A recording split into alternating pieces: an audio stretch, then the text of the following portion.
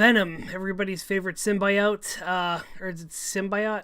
Symbiote. I went and saw this a couple weeks ago. I enjoyed it. It was a really fun, popcorn flick. Very interesting story, how they kind of did it without Spider-Man. I am hoping that they do a Venom movie with Spider-Man one of these days, but I would definitely go see it again on like a $5 Tuesday. I thought some of the effects were really cool. I thought some of the shots, especially some of the shots where they kind of freeze framed it like it was a comic book panel or something. I thought those were really neat. Why am I talking about Venom? It came out a little while ago, pretty sure it's still in theaters, but we're talking about it today because Venom is more successful than every X-Men movie, including Deadpool. So I thought that was interesting.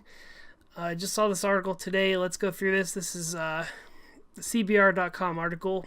Thanks to its second weekend in China, Venom has earned over $780 million at the worldwide box office, with $210 million earned domestically and $207 million earned in China alone. That's a lot of money. In short order, the film is expected to top 2016's Deadpool, which earned $783.1 million globally in 2016 and is the highest earning film in Fox's long-running X-Men cinematic universe. This also puts the Sony superhero film on track to earn over $800 million worldwide and potentially outperform the studio's Spider-Man, which earned $821.7 million in 2002. I love Spider-Man 1. I just watched Spider-Man 3 and man, dude, the Stan Lee cameo just made me I was like, no, Stan Lee.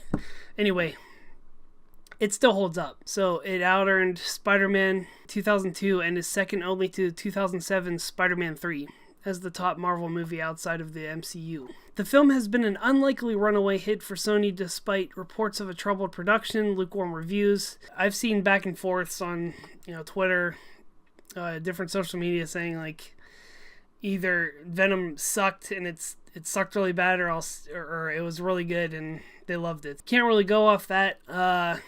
You just have to go really by the money, by people going back to see it.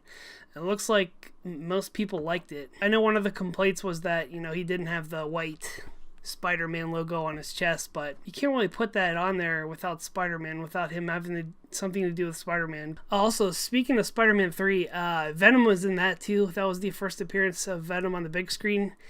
And I'm going to have to say, I never really liked that Venom from Spider-Man 3. He was too scrawny, too skinny, and he hissed like a velociraptor. I always thought that was odd because I knew Venom before that, from the comics, and I think this Venom really did nail it. Then this goes on to say, whether people said it was missing Spider-Man. Yeah, I think it was definitely missing Spider-Man. I think he could have been a secondary character if they wanted to make, Venom the main character. I think it is on track to be part of this Spider-Verse and actually have him in it. Created by writer David Michelinie and artist Todd McFarlane, in the pages of 1988's Amazing Spider-Man 299, the extraterrestrial symbiote powered Eddie Brock quickly became one of Spider-Man's most recognizable and fan-favorite foes.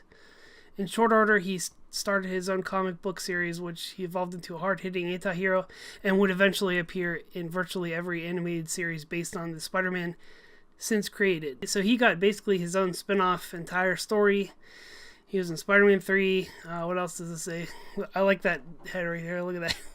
He's like, Eddie, you need me, Eddie. At a time when 80s and 90s nostalgia is running high, yes it is. Man, if you look at any store, any kind of like shop that sells 80s, 90s, like everybody's selling the stuff from the 90s. Superhero films consistently top the box office year after year when a desire for less family-friendly movies, fueled by the success of Deadpool and Logan, struck Hollywood.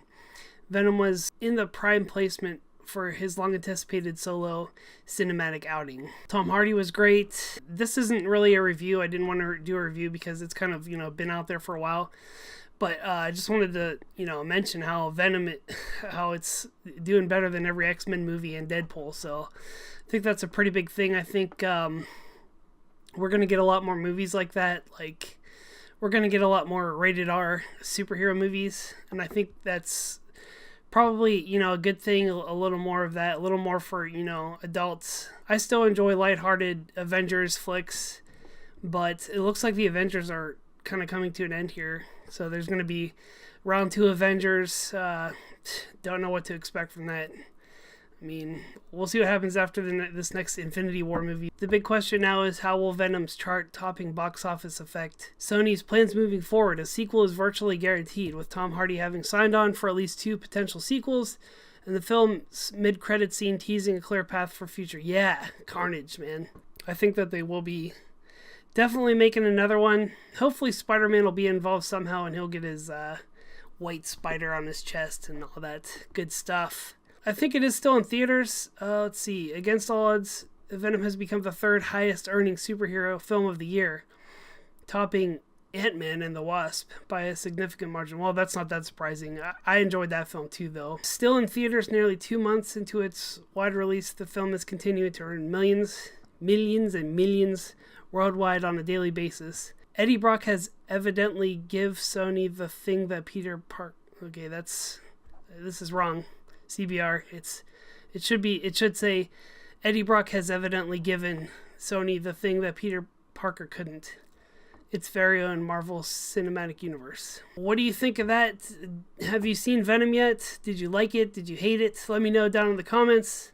Go check out The Lost Prince on Indiegogo. It's my graphic novel that I have up and running right now. We have about 42 days left on it. Go check it out and back it if it looks interesting to you. I'll have a link to that in the description below. Thanks for watching today. Hope you have a great one, and I'll see you next time.